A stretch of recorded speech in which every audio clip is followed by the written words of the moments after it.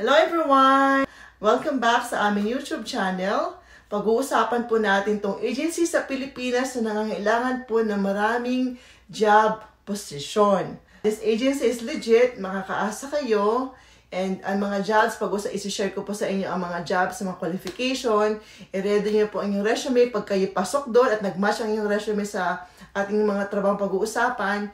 Just send it online and then you go to the office. So yan guys, agency in the Philippines, sa mga kababayan ko na gustong makarating po sa Canada kahit na dami ng changes ngayon. Kasi ang dami po talagang gustong makapunta pa ng Canada. Hindi pa rin tayo titigil sa ating dream to become a permanent or to work in Canada. So guys, pag-usapan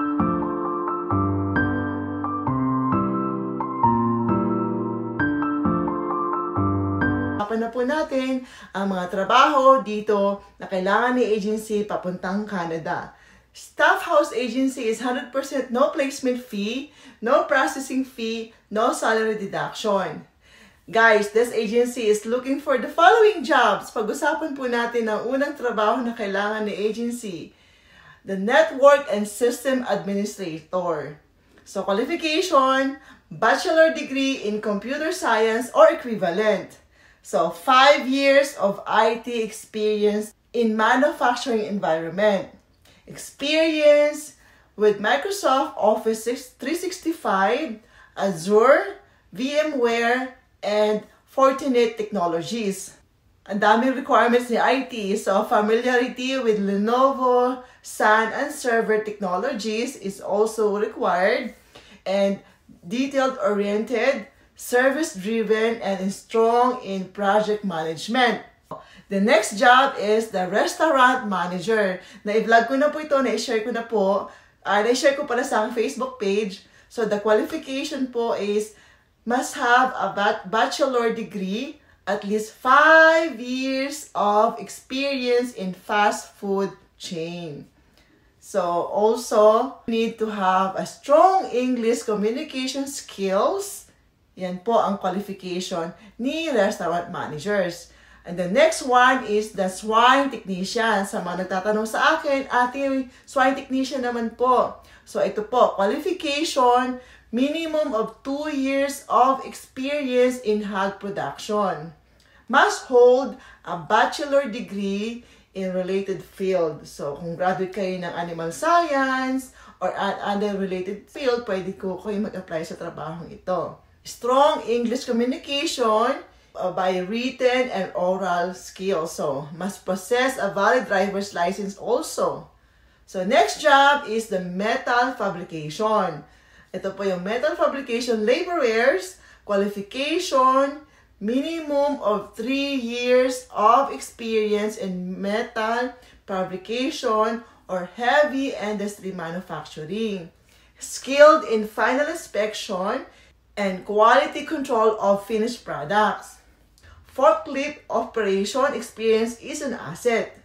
So next job is heavy-duty vehicle mechanics.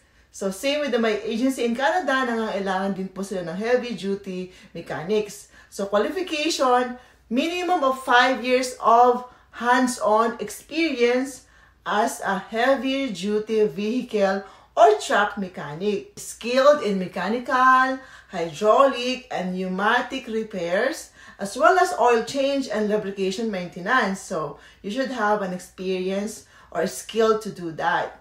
So, proficient in welding and performing mechanical and maintenance on heavy-duty vehicles. So, next one, sa mga nagtatanong sa akin, ate, may welders po ba uli na bagong opening si agency?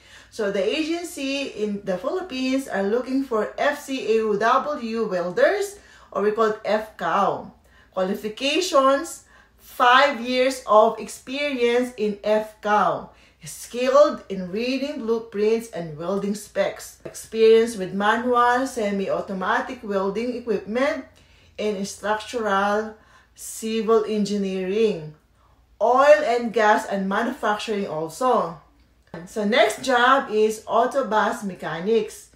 So, ang qualification naman po ni autobus mechanics is 5 years of experience in bus mechanics. So, knowledgeable in diagnosing and repairing mechanical, electrical, and electronic system of engines like Cummins and Detroit.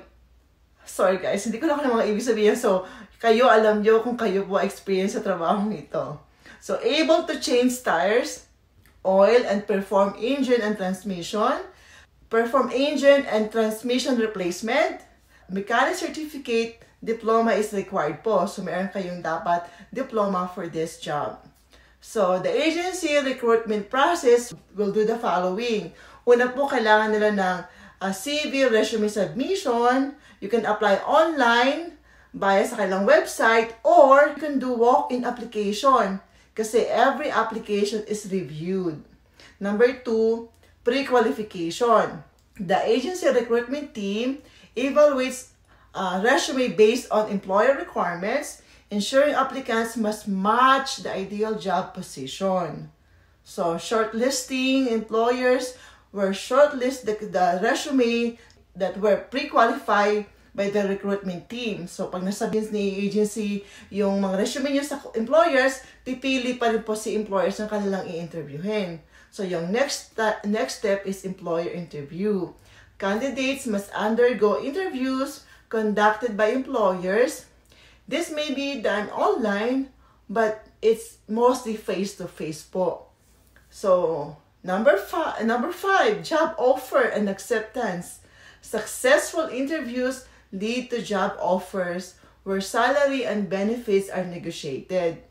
With endless opportunity at Staff House International Resources, you will find the right career that awaits for your success. So, discover the industry kung saan kayo pwede makapasok. And you can, as I said, you can go online to submit your resume and then click with your preferred position to apply. So, kaya guys, this agency is 100% no placement fee, no processing fee, and wala rin pong salary deduction. So, makakaasa kayo that this agency is legit. Kaya I suggest you go to their office to submit your resume, bring all your documents para kompleto na kayo kaagad. And dapat alam nyo kung anong job ang yung applyan. So, kasi this agency have 2 offices. Meron sila sa Cubao, Quezon City, and also meron din sila sa Cebu. Kaya if you were kung nasa probinsya kayo, just go to the Cebu office. I-add ko sa aking screen ang offices and phone number and addresses para po search nyo kung gaano kalayo sa inyo pagpunta nyo po sa agency. Or, I suggest, tips ko lang, send your resume online first and then go to the agency office to submit it personally. So, yan guys, ang dami pong trabaho na pwede niyong pagpilian na dapat po talaga mag-match sa inyong currently experience or mag-match sa inyong mga dating experience para po kayo mapili ni agency at ni employer. Make sure your resume is very, very detailed. So, yan guys. Again, another position again na hindi po mawawala papuntang Canada kasi always been an opening kahit na marami na pong changes na nangyayari ngayon. It will never stop kasi lagi na may magbubukas po sa atin na oportunidad. Kaya wag lang po kayo mawala ng pag-asa. Darating at makakatsyempo kayo ng para sa inyo papuntang Canada. So, congratulations in advance sa mga mag-a-apply. Go to the agency office or send your resume online. Follow nyo lang po ang mga requirements. Thank you so much for watching. Sana mapuntahan nyo po ito. Ito po yung agency sa Philippines, sa mga kabayan ko sa Pilipinas. Apply now. And the same thing, agency in Canada. If you are outside Canada, you can send your resume sa aking email address. Okay, mabelfrias14@gmail.com. Thank you so much po. Don't forget to like and subscribe sa aming YouTube channel. Bye now!